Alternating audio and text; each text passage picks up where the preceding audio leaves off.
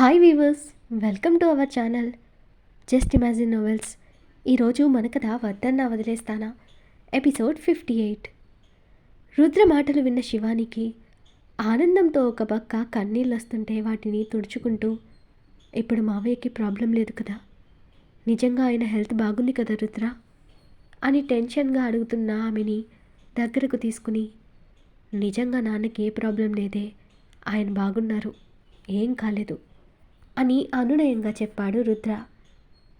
శివాని రుద్రని హక్ చేసుకుని, ఆ దేవుడు నాకు నా వాళ్ళందరినీ దూరం చేశాడు, నాకెవ్వరూ లేరు అనుకునే టైంలో తను చేసిన తప్పును దిద్దుకోవడానికి అన్నట్టు మళ్ళీ నిన్ను నీ ఫ్యామిలీని నాకు ఇచ్చి మీ అందరి ప్రేమలని నేను బన్నీ పొందేలా చేశాడు అంది ఎమోషనల్ అవుతూ శివాని.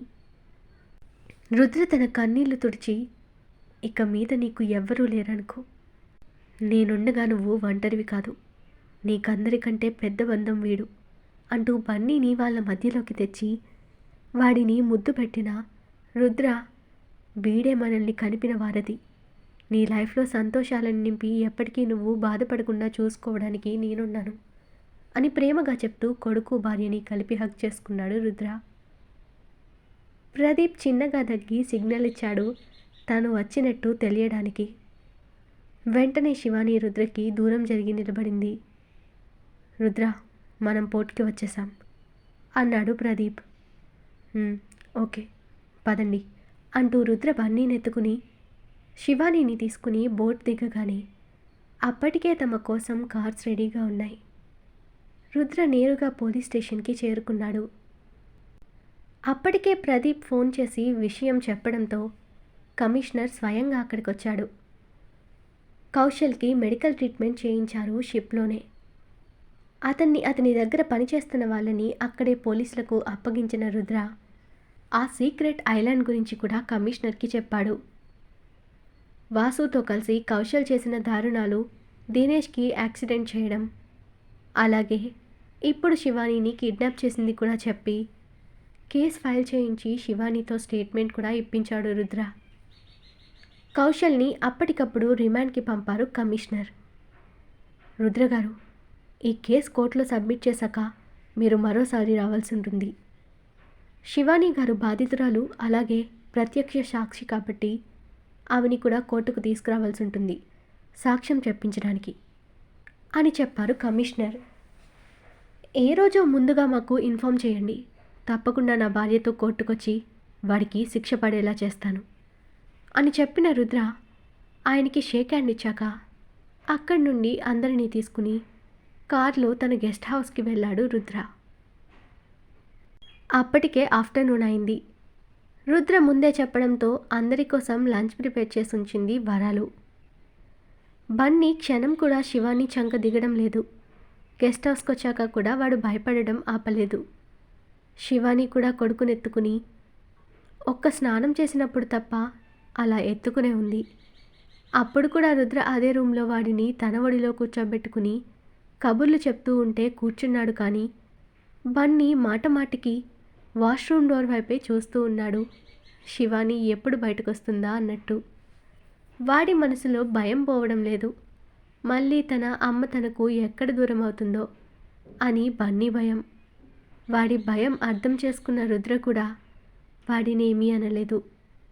అందరూ ఫ్రెష్ అయి రాగానే భోజనాలు వడ్డించింది వరాలు. బన్నీకి కడుపు నిండా అన్నం తినిపించి స్వీట్ కూడా తినిపించింది శివాని. శివాని తినటానికి రుద్ర కొడుకుని తీసుకోపోతే వాడేమో రాలేదు. నేను మా అమ్మ దగ్గరే ఉంటాను నాన్న అంటూ బెంగగా శివానీని గట్టిగా పట్టుకున్నాడు బన్నీ. నా దగ్గరే ఉండని రుద్ర, వాడు బాగా భయపడ్డాడు కదా అంటూ శివాని తన ఒడిలోనే బన్నీని కూర్చోబెట్టుకుని తినబోతుంటే రుద్ర శివాని నాపి తన పక్కన కూర్చుని అతనే ఆమెకి తినిపించాడు. ప్రదీప్ రుద్రకి వాళ్ళ పట్ల ఉన్న ప్రేమని చూసి, ఇన్నేళ్ళు తన వ్యసనాలని చూసి ఎప్పుడు వీడు వాటిని వదిలి బాగుంటాడో అని బాధపడేవాడు. ఒక్కోసారి రుద్రని తిట్టేవాడు కూడా. శివాని రుద్ర లైఫ్లోకి వచ్చాక అతనిలో మార్పు గమనిస్తూనే ఉన్నాడు. రుద్ర శివాని వల్లే మారాడని అర్థమై ఆమెని కృతజ్ఞతగా చూస్తున్న ప్రదీప్ని చూసి రుద్ర వెటకారంగా, రేయ్ మాకు దిష్టి పెట్టకు, మమ్మల్ని చూసింది చాలు కానీ ముందు భోజనం చెయ్యి అన్నాడు రుద్ర ప్రదీప్ వైపు చూడకుండానే. శివాని ఆశ్చర్యపోతూ, నీకు నా మనసులో మాటలే అనుకున్నా, నిజంగానే నీ ఫ్రెండ్ ఏం చేసేది కూడా తెలిసిపోతుందా అని అడుగుతూ నోరు తెరిచేసింది శివాని. తెరిచిన శివాని నోట్లో ఫుడ్ పెట్టి, నీకు డౌట్ అక్కర్లేదు అంటూ నవ్వి, వరాలు ఈరోజు వంట అదరగొట్టేశావు అని ఆవిడికి కాంప్లిమెంట్ ఇచ్చాడు రుద్ర. ఆవిడేమో ఆనందపడిపోయింది అతని మాటకి. అందరూ తిన్న వెంటనే శివానీని బన్నీని కాసేపు పడుకోమని ప్రదీప్తో కలిసి రుద్ర బయటకు వెళ్ళాడు. ఈవినింగ్కి తిరిగొచ్చిన రుద్ర శివాని ఇంకా బన్నీ కోసం చూడగా అమ్మ కొడుకు చక్కగా ఒకరినొకరు ఖర్చుకుని నిద్రపోతూ ఉంటారు. వాళ్ళని అలా చూసిన రుద్ర పెదవుల మీదకి నవ్వు చేరింది. బెడ్ దగ్గరకు వెళ్ళి వంగి ముద్దుగా నిద్రపోతున్న కొడుకుని ముద్దు పెట్టుకున్న రుద్రకి అంతే ముద్దుగా శివాని కూడా కనపడి ఆమె చెంప మీద కూడా పెదవులు నిలిపాడు రుద్ర. అతని స్పర్శకి మెలకువ వచ్చిన శివాని తాను ఇంకా కౌశల్ అండర్లో ఉన్నాననుకుని ఉలిక్కి పడినట్టు లేవబోయింది. కానీ తన మెడ చుట్టూ చేతులు వేసే నిద్రపోతున్న బన్నీ పట్టుకి ఆగిపోయిన శివానీకి రుద్ర వాయిస్తో వాస్తవం గుర్తొచ్చింది. ఏయ్ నేనే, ఎందుకంత భయం అంటూ ఆమె భుజం పైన చేయి వేసిన రుద్ర మాటలకి రిలాక్స్ అవుతూ, ఎంతసేపు అయింది రుద్ర నువ్వు వచ్చి అని అడుగుతూ లేవబోతే ఆమెని లేవకుండా ఆపి తన పక్కన నడుము వాల్చాడు రుద్ర. శివానీని వెనుక నుండి హత్తుకున్న రుద్ర ఆమె మెడ మీద పెదవులు నిలిపి, ఇప్పుడే వచ్చాను, మీరిలా నిద్రపోతుంటే చాలా ముద్దొచ్చారే, అందుకే ముద్దు పెట్టుకున్నా, నిద్ర డిస్టర్బ్ చేశానా అని స్మూత్ వాయిస్తో అడిగిన రుద్రని తల తిప్పి చూస్తూ చిన్న స్మైల్తో, అదేం లేదు, నిద్ర మత్తులో నేనింకా వాడి ఆధీనంలోనే ఉన్నానని భ్రమపడి భయపడ్డానంతే, ఎక్కడికి వెళ్ళావు రుద్ర అని అడిగింది శివాని. చిన్న పని మీద వెళ్ళాలే కానీ ఇంకాసేపు పడుకో అని జాగ్రత్తగా బన్నీని జరిపి శివానీని తన దగ్గరకు లాగి హత్తుకుని పడుకున్నాడు రుద్ర. వాడు భయపడతాడు రుద్ర అంటూ బన్నీ వైపు తిరగబోయిన శివానీని ఆపుతూ రుద్ర బన్నీని కూడా కలిపి హత్తుకుని, ఇప్పుడు ఓకేనా అని అలకగా అడిగాడతను. శివాని నవ్వి అతని బుగ్గలాగి, పడుకో అంటూ అతని భుజంపై చిన్నగా జోకొట్టింది. రుద్ర ఆమె చేతిని తీసుకుని ముద్దు పెట్టుకుని, శివ ఒకటి చెప్పు, నేను నీకు తాళి కట్టానని బలవంతంగా నన్ను అంగీకరిస్తావా, లేక మనస్ఫూర్తిగా ఇష్టంతో నన్ను నీ మొగుడిగా యాక్సెప్ట్ చేస్తున్నావా? నువ్వు ఒకవేళ నా పాస్ట్ లైఫ్లో నేను చేసిన తప్పులకి దూరం పెట్టాలని అనుకున్నా నేనేమీ నిన్ను తప్పు పట్టను, బలవంతంగా నిన్ను నా భార్యగా దగ్గరకు రావాలని ట్రై చేయను. నాకు కావాల్సింది నీ ప్రేమ.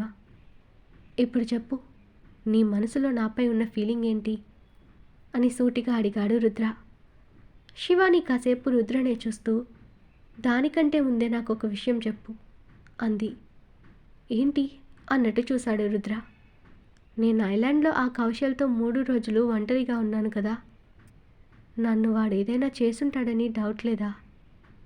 రాముడంతటి వాడే సీతమ్మ తల్లి అగ్నిప్రవేశం చేయించాడు కదా లంకలో సంవత్సర కాలం బందీగా ఉందని, మరి నువ్వు నన్నేమీ అడగవా అని తల దించుకుని అడిగింది శివాని. రుద్ర ఆమె గడ్డం పట్టి ఐల పైకెత్తి తన కళ్ళలోకి చూస్తూ, ఒకవేళ వాడు నీ ఒంటి మీద చెయ్యి వేసుంటే నీ చేతులతోనే వాడి తల నరికేదానివి, నాకు తెలుసు. ఏ ఆడదైనా తన ఇష్టంతో కాకుండా బలవంతంగా ఏ మగాడైనా మీద చెయ్యేస్తే తనలోని ఆదిపరాశక్తిలా మారి ఎదురు తిరుగుతుంది. నువ్వసలే శివంగివి. నీ విషయంలో నాకే డౌట్ లేదు, రాదు కూడా.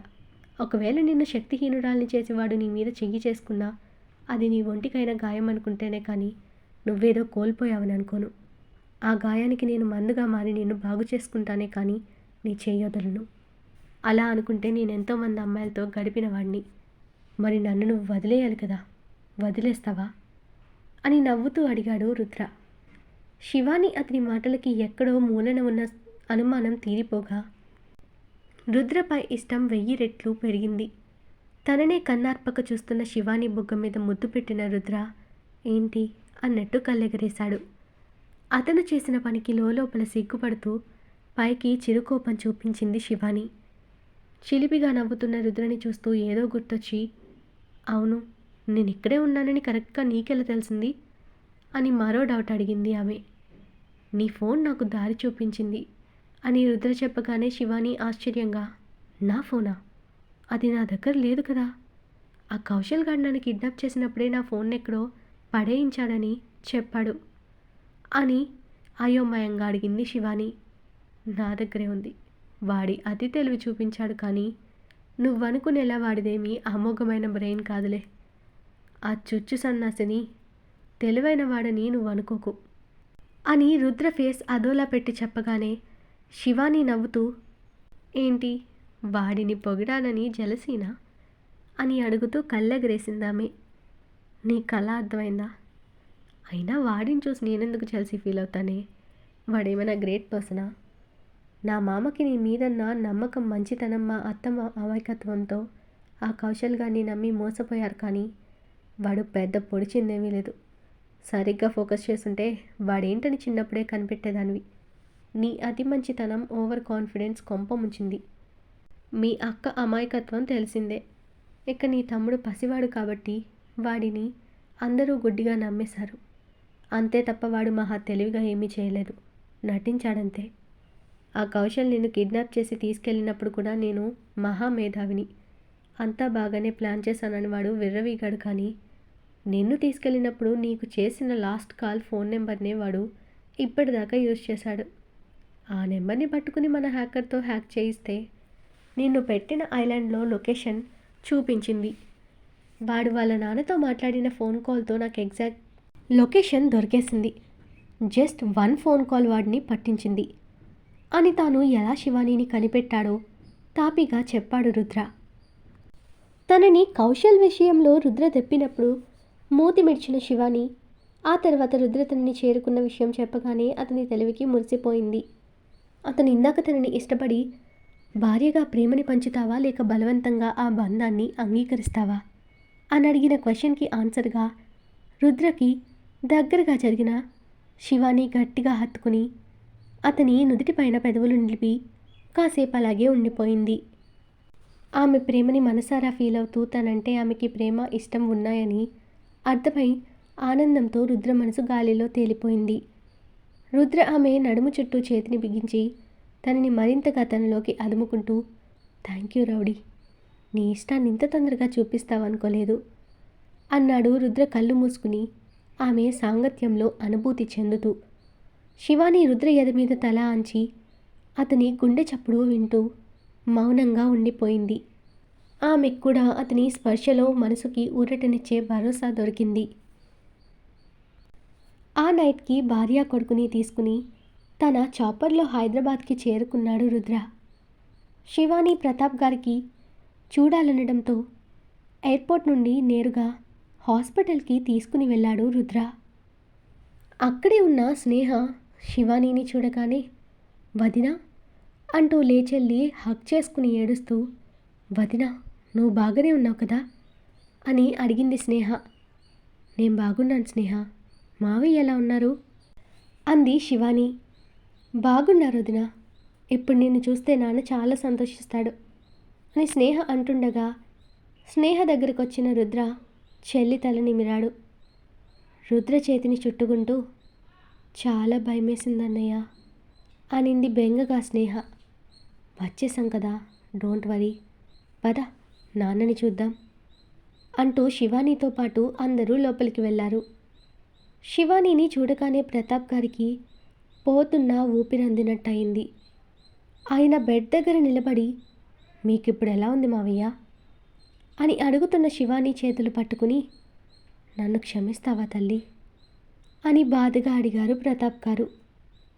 అయ్యో మావయ్య అలా అనకండి, మీరే నన్ను క్షమించాలి, మీ గురించి తప్పుగా అర్థం చేసుకున్నాను అంది శివాని గతాన్ని తలుచుకుంటూ బాధగా.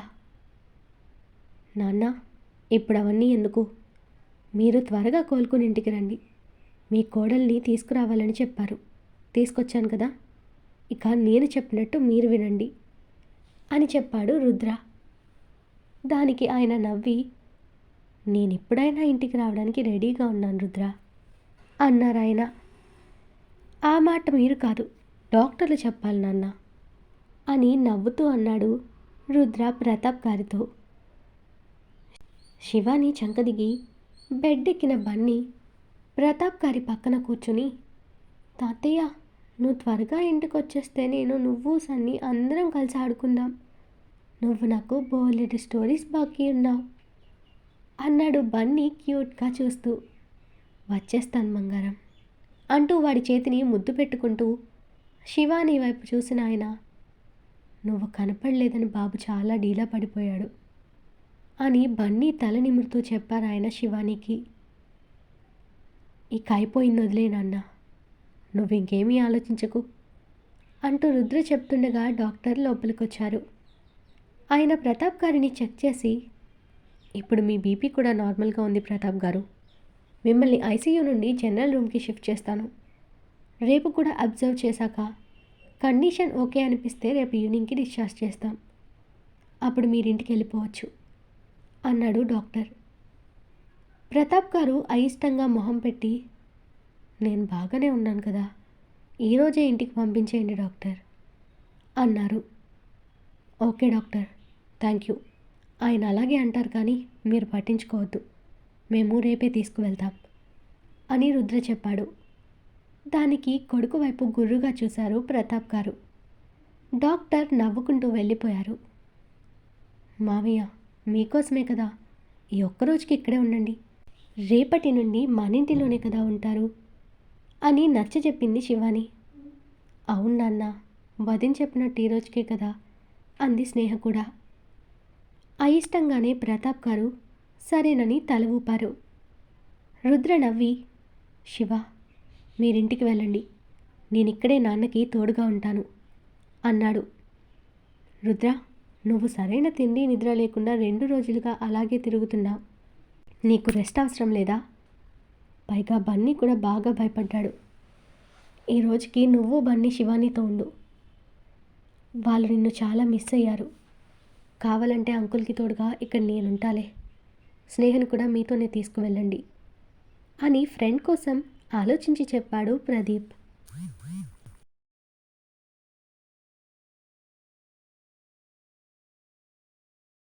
ఈరోజు మన కథ ఇక్కడితో కంప్లీట్ అయింది. ఈ స్టోరీ మీకు నచ్చినట్టయితే ప్లీజ్ స్టోరీని లైక్ చేసి కామెంట్ రూపంలో మీ అభిప్రాయాన్ని తెలియచేయండి. అలాగే ఛానల్ని సబ్స్క్రైబ్ చేసుకుని షేర్ చేసి మాకు సపోర్ట్ చేయండి. నెక్స్ట్ అప్డేట్తో మళ్ళీ కలుద్దాం. అంతవరకు బాయ్.